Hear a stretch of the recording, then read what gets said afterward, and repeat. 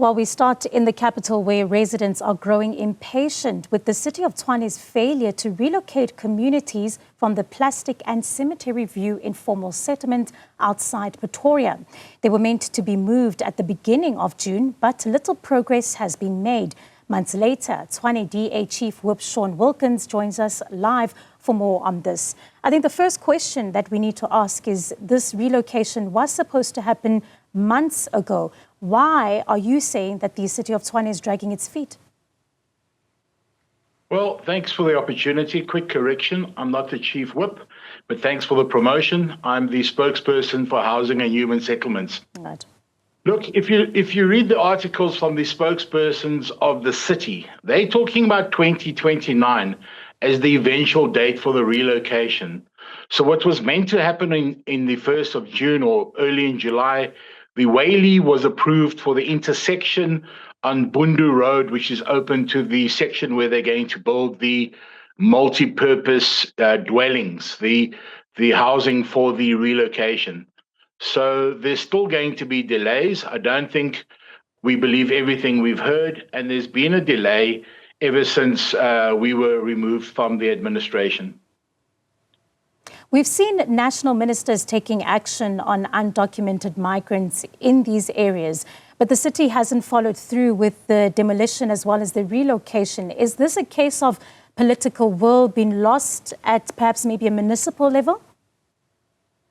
Look, there's been political will ever since we came into power in 2016. I know we were spurred on to action because there was a fire in the middle of the year 2016 while we were still campaigning, and our candidate at that time, Salim Simanga, went there with leadership from the Premier, from the provincial legislation. And I remember being there at the time, listening to the Premier saying, let's worry about food and blankets, not our problem to worry about the Home Affairs situation. They must do their jobs.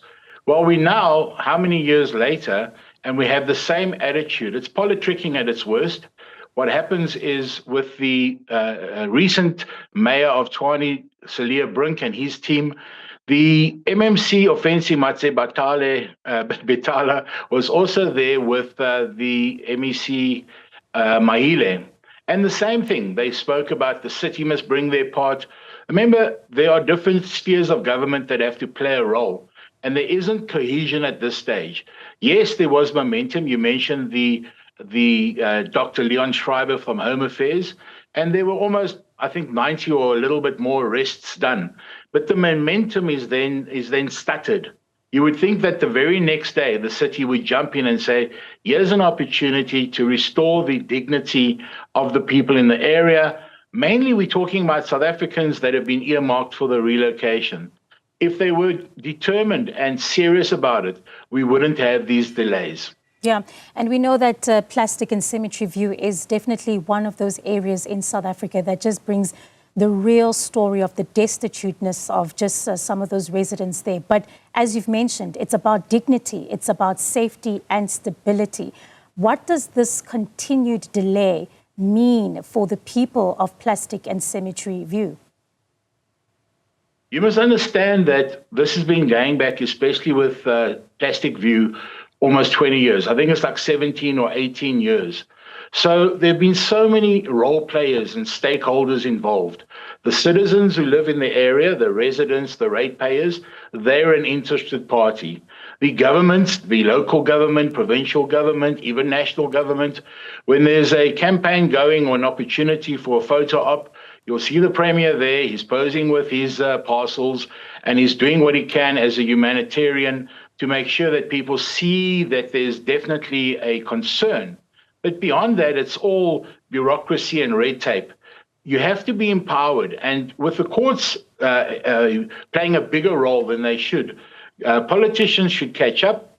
We should buy into the ideas that were put forward by Celia Brink at the time with his Mako, and we should just move on. Why stagnate and stop what was already happening? There was already process.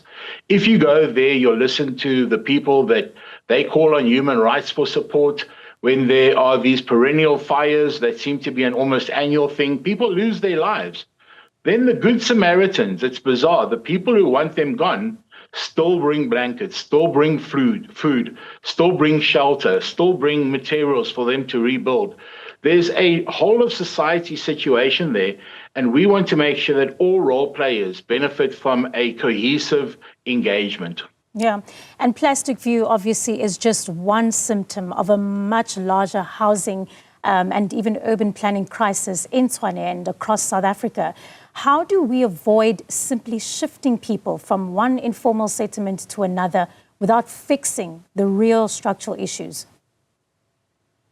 Look, I don't think that we have a plan for that. There are so many different strategies, but there isn't a coming together. There isn't an integration. As I said, there were plans, there were strategies in place. This legislation moves, this administration moves out, the new administration moves in. They're starting to focus on Hammanskraal and where their constituents are. There's a big difference between when you say political will and the execution of your job to make sure that people's lives are affected positively. I think in Pretoria, in Tshwane, we have over 300 of these settlements. Plastic View just gets a lot of attention because of all the cases and the media attention and the Good Samaritans and the human rights. But when you go there, you will find the bizarre thing now, a undocumented foreign national who's had a child with a South African lady and now has a South African child. What's their story? What's the story behind their situation?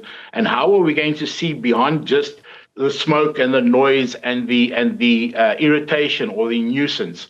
We've got to actually look at the crisis and take steps together to make sure that this doesn't continue. Yeah, well, certainly that was Shaun Wilkinson, a DA councillor in the City of Tshwane, speaking about the crisis that is taking place in Plastic and Cemetery View.